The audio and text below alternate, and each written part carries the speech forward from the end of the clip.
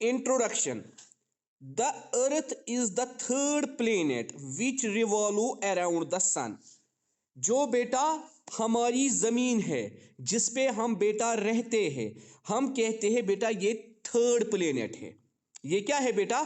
Third planet. अगर आप परसों की फॉर्मूला देखोगे तो आपको पता चलेगा क्या अर्थ वाकई थर्ड प्लेनेट है या नहीं है। विच रिवॉल्व अराउंड द सन, जो बेटा रिवॉल्व करता है, जो बेटा इर्द गिर्द घूमता है, किसके बेटा? सन के। हाँ, there are 8 more planets which revolve around the sun. और बेटा हमने कहा था 8 planets which revolve around the sun. और बेटा उनका ऑर्डर हमने परसों देखा, उनका ऑर्डर हमने परसों देखा जब मैंने आपको फॉर्मूला बोली, my very efficient mother just serves us noodles. ठीक है बेटा, तो मैंने आपको फॉर्मूला बताई कैसे आप याद रखोगे 8 प्लेनेट्स का नाम सुकेंस में। You will learn more about the sun, the planets and other heavenly bodies in this chapter. ये जो बेटा हमारा चैप्टर है, इसमें बेटा हमें क्या पढ़ना है? सन के मुतलिक पढ़ना है बेटा, प्लेनेट्स के मुतलिक पढ़ना है बेटा, और बाकी हेवनली बॉडीज के मुतलिक पढ़ना है। तो बेटा हेवनली बॉडीज का मतलब क्या है? ऐसी बॉडीज जो हमारी यूनिवर्स में एग्जिस्ट होती है, उनको हम बेटा बोलते हैं हेवनली बॉडीज। उसके बाद बेटा पहली ही हेडिंग है हमारी, व्हाट आर हेवनली बॉडीज और क्लस्टल बॉडीज। हेवनली बॉडीज हम किसे बोलते हैं और क्लस्टल बॉडीज हम किसे बोलते हैं? बेटा मेहरबानी करके आप म्यूट रखिए, क्योंकि बेटा बैकग्राउंड से बहुत ज्यादा शोर आ रहा है।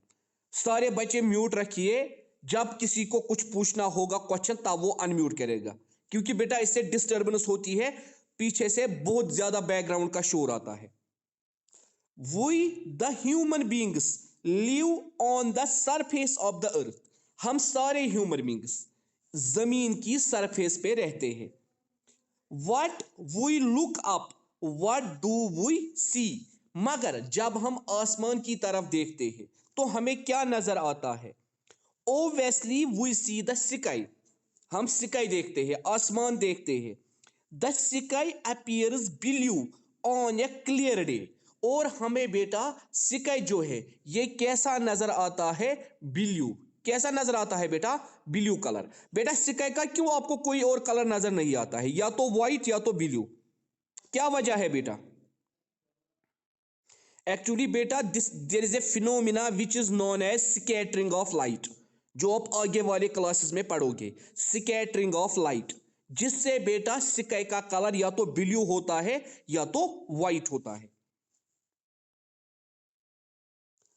This is because during the day it is the sunlight which makes it appear blue. क्योंकि बेटा दिन में बेटा क्या होती है? सनलाइट। इसी सनलाइट की वजह से स्काई का कलर क्या नजर आता है? ब्लू। ठीक है बेटा, जब ये स्कैटर करता है। But what is the really the sky. मगर क्या वाकई स्काई ब्लू है? Well the vast empty space can be called sky. जब हम स्काई की तरफ देखते हैं हमें क्या लगता है? स्काई एक वास्ट एम्प्टी स्पेस है, इसका कोई एंड नहीं है। स्काई जो है ये एक वास्ट एम्प्टी स्पेस है। During the day, we see a bright ball of fire in the sky. जब हम दिन में स्काई की तरफ देखते हैं हमें एक ब्राइट बॉल नजर आती है स्काई में, जिसको हम सन बोलते हैं। Bright ball of fire, bright ball of fire. यहां सन को किससे कंपेयर किया गया है बेटा? Bright ball of fire.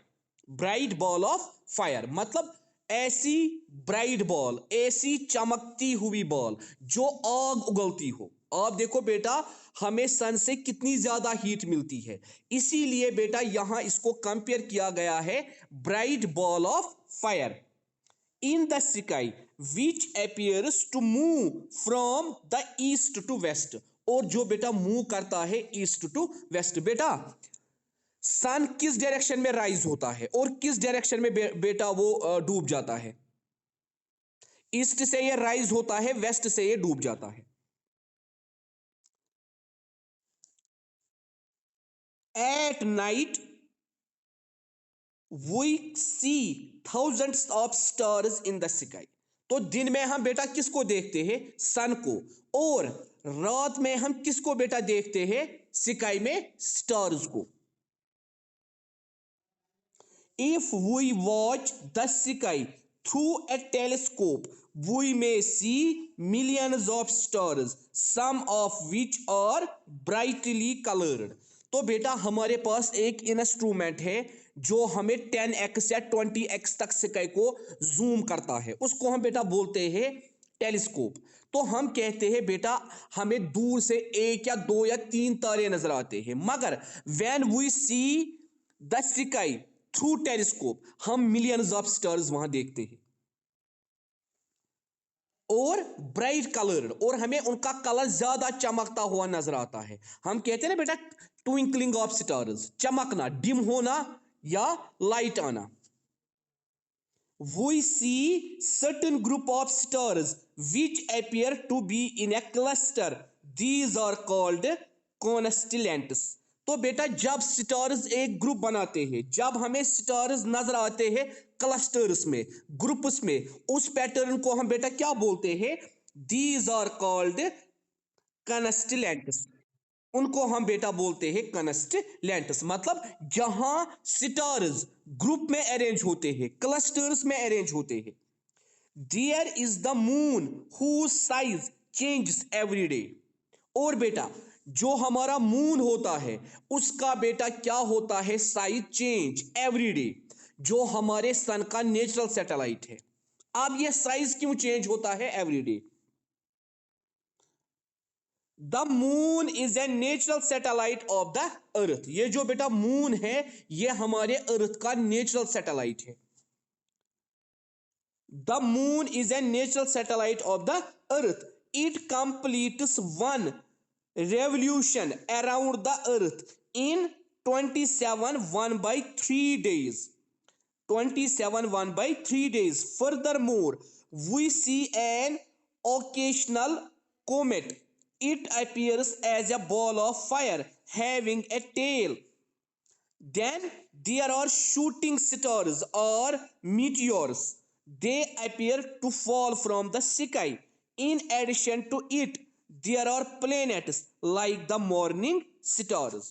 तो बेटा हम कहते हैं ये जो हमारा मून होता है, जो हमारे अर्थ का नेचुरल सैटेलाइट है, इसको कितना टाइम लगता है बेटा रेवोल्यूशन कंप्लीट करने में? आदि बुक्स मेंशन करते हैं 27.5 डे, आदि बुक्स मेंशन करते हैं 29.5 डे। तो बेटा इसीलिए आप देखो हमारा जो फेब होता है यूजुअली इट इज 28 और 29 होता है बेटा। जो हमारा मंथ एक होता है फरवरी का, वो क्या आता है बेटा? कभी किसी साल वो 29 आता है, किसी साल वो 28 आता है। और बेटा हम कहते हैं इसके बगैर जो हमारा जो स्काई है इसमें हम कभी क्या देखते हैं? Occasional comet. मतलब एक स्टार जैसी चीज ये होती है, बिल्कुल ये हमें लगता है बॉल ऑफ फायर, जिसको बेटा टेल भी होती है। ये स्टार जैसा होता है या ये बॉल जैसा होता है, इसको बेटा टेल भी होती है, इसको हम कोमेट बोलते हैं। इसी तरह बेटा हम कभी कभार क्या देखते हैं? शूटिंग स्टार और मीटियोर। मतलब शूटिंग स्टार मतलब जिसका लाइफ साइकिल खत्म होता है, जब स्टार की लाइफ खत्म होती है वो गिर जाता है, वो फॉल हो जाता है, वो खत्म हो जाता है। They appear to fall from the sky, और वो स्काई से गिर जाता है। In addition to it there are planets like the morning star. या एक प्लेनेट को हम क्या बोलते हैं बेटा? Morning star. तो वो हम आगे पढ़ेंगे किस प्लेनेट को हम मॉर्निंग स्टार बोलते हैं। Bodies such as earth, moon, planets, sun, stars, meteors, comets etcetera are called heavenly bodies. इन सब को बेटा हम क्या बोलते हैं? हेवनली बॉडीज और क्लस्टल बॉडीज। इन सब को बेटा हम हेवनली बॉडीज बोलते हैं या क्लस्टल बॉडीज बोलते हैं। किनको बेटा? अर्थ को, मून को, प्लेनेट्स को, सन को, स्टार्स को, या मीटियोर्स को, या कोमेट्स को। इनको हम बेटा बोलते हैं हेवनली बॉडीज और celestial bodies, because these bodies exist in the universe, क्योंकि ये बॉडीज कहां एग्जिस्ट होती है? यूनिवर्स में। हाँ बेटा, अब है हमारा क्वेश्चन। मैंने परसों भी आपको बताया, what is universe? What is universe? What is universe? What is universe? The vast unimaginable space which encompasses most distant stars, planets and anything else which exists is called universe. Universe वो vast space है जो cover करती है इन heavenly bodies को। मतलब universe जो है ये एक वास्ट स्पेस है जिसके अंदर हेवनली बॉडीज एग्जिस्ट होती है, जिसके अंदर हेवनली बॉडीज आ जाती है। उस सारे चीज को हम क्या कहते हैं बेटा? Universe, vast space. उसके बाद है बेटा what is astronomy? The branch of science which deals with the study of universe is called astronomy. Science की बेटा वो ब्रांच जिसमें हम स्टडी करते हैं यूनिवर्स के मुतालिक, उस ब्रांच को हम बेटा क्या बोलते हैं? Astronomy. The study of astronomy involves the methods and instruments used for the study of universe। और एस्ट्रोनॉमी बेटा वो ब्रांच है जो हमें बताती है कौन से इंस्ट्रूमेंट्स और कौन सी मेथड्स हमें इस्तेमाल करनी है यूनिवर्स को स्टडी करने के लिए। जैसे बेटा हमने अभी बात की टेलीस्कोप की, कि टेलीस्कोप एक इंस्ट्रूमेंट है जिससे हम यूनिवर्स की स्टडी करते हैं। अब देखो बेटा, हमें बताया जाता है आज जो सूरज है इसका ल्यूनर इक्लिप्स होगा, इसका सोलर इक्लिप्स होगा, या हमें बताया जाता है आज सूरज में ग्रहण लगेगा। ठीक है बेटा, तो ये चीजें कैसे पता चलती है? जब हम बेटा यूनिवर्स की स्टडी करते हैं बाय डिफरेंट मेथड्स, या जब हम बेटा यूनिवर्स की स्टडी करते हैं कैसे? जब हम इसके मुतालिक इंफॉर्मेशन गैदर करते हैं। इसीलिए बेटा हमने कहा था the person who is involved in the study of universe and astronomy are called astronomers. We know a lot about the universe from the information already gathered by the astronomers। तो बेटा हम यूनिवर्स की study तभी करते हैं जब हमें information gather होती है एस्ट्रोनॉमर्स से। ठीक है बेटा, उसके बाद हम बेटा कहते हैं अब द नाइट स्काई। जब हम शाम को स्काई की तरफ देखते हैं, after sunset the night sky is dotted with bright stars. जब बेटा सनसेट हो जाता है और जब हम रात की तरफ, आफ्टरनून के बाद जब हम स्काई की तरफ देखते हैं, जब एक बार सनसेट हो जाता है उसके बाद जब हम स्काई की तरफ बेटा देखते हैं, हमें क्या नजर आते हैं? ब्राइट स्टार्स, चमकते हुए तारे। On a clear night, when there is no dust or clouds in the sky, one can see about 3000 stars with the unaided eye। हम कहते हैं बेटा कभी कभार क्या होता है जब स्काई हमारा क्लियर होता है, जब बेटा कोई डस्ट, कोई फॉग या कोई क्लाउड नहीं होता है, हमें क्या नजर आता है? हम अपनी आंखों से एट लीस्ट 3000 स्टार्स देख सकते हैं। स्काई के अंदर एट लीस्ट 3000 स्टार्स देख सकते हैं। बेटा अनम्यूट कीजिए, ये शोर आ रहा है बैकग्राउंड से।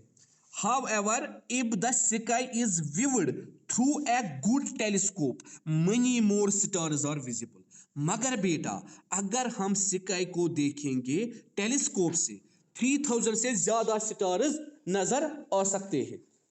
3000 से ज्यादा स्टार्स नजर आ सकते हैं। तो ये फर्क है टेलीस्कोप से देखने में और ये फर्क है बेटा अनएडेड आई से देखने में।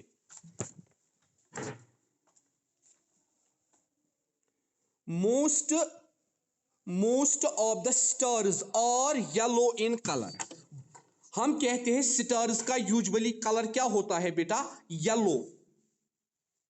But some stars are white और रेड इन कलर, मगर कुछ स्टार्स वाइट होते हैं और कुछ रेड होते हैं। मतलब बेटा आपको याद रखना है स्टार्स के तीन कलर्स हैं। कुछ स्टार्स येलो कलर के होते हैं, कुछ स्टार्स वाइट कलर के होते हैं और कुछ स्टार्स रेड कलर के होते हैं।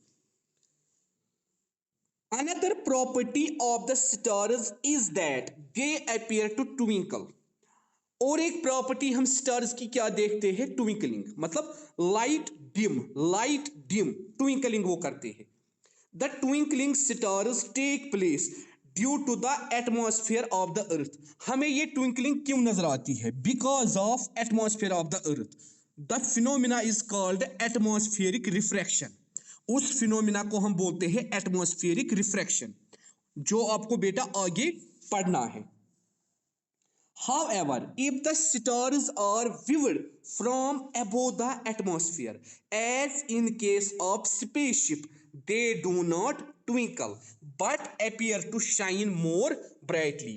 इसीलिए बेटा जो लोग स्पेस पे जाते हैं, जो लोग बेटा चांद पे गए हैं, या जो लोग बेटा स्पेस पे जाते हैं स्पेसशिप्स में, मतलब जो इनका स्पेस इंजन होता है। जिस तरह बेटा आपने मूवी देखी होगी कोई ये ना, ये ऋतिक रोशन की वो कोई मिल गया, जिसमें वो जादू आता है। ठीक है बेटा, वो जादू आता है ना उस स्पेसशिप में। आपने देखी है वो मूवी कोई मिल गया, है ना वो बेटा, उसमें वो स्पेसशिप का जिक्र आता है ना, वो जादू उस स्पेसशिप में, जिसको वो जादू जादू बोलते हैं। तो बेटा हम कहते हैं अगर हम स्पेसशिप में जाएंगे, उसके बाद बेटा हम पहुंचेंगे एटमॉस्फेयर में, तो एटमॉस्फेयर के ऊपर वाली जो लेयर्स है, हमें उससे जो स्टार्स है वो ब्राइट नजर आएंगे, वो ट्विंकलिंग नजर नहीं आएंगे। All another prominent objectives visible at night is moon। और बेटा नाइट में और एक ऑब्जेक्ट विजिबल होता है स्काई में, वो क्या है बेटा, moon. whose size changes every night। और हर किसी रात में इसका साइज चेंज होता है। In addition to it there are star like objects. और बेटा इनके बगैर स्टार लाइक ऑब्जेक्ट्स भी हमें नजर आते हैं, which do not appear to twinkle, जो बेटा ट्विंकल नहीं करते हैं, जो बेटा लाइट और डिम नहीं होते हैं। दीज आर प्लेनेट्स, उनको बेटा हम बोलते हैं प्लेनेट्स, यही Venus, Mars, Earth, Uranus, Jupiter. ठीक है बेटा, वो प्लेनेट्स होते हैं। They revolve around the sun in the same way as our earth. ये सारे सन के इर्द गिर्द घूमते हैं जिस तरह बेटा अर्थ घूमता है। Then there are shooting stars, meteors। They appear to fall from the sky with a long, bright streak of light। और बेटा हमें नजर आते हैं शूटिंग स्टार्स, ऐसे सितारे जो जो क्या होते हैं, जो स्काई से फॉल होते हैं और उनकी लाइट खत्म हो जाती है। जब एक स्टार का लाइफ साइकिल खत्म होता है, उसके बाद जब ये फॉल होता है, ये जब गिर जाता है स्काई से, तो बेटा इसकी लाइट खत्म हो जाती है। ठीक है, तो बेटा आज आप लोग क्या काम करोगे बेटा, आज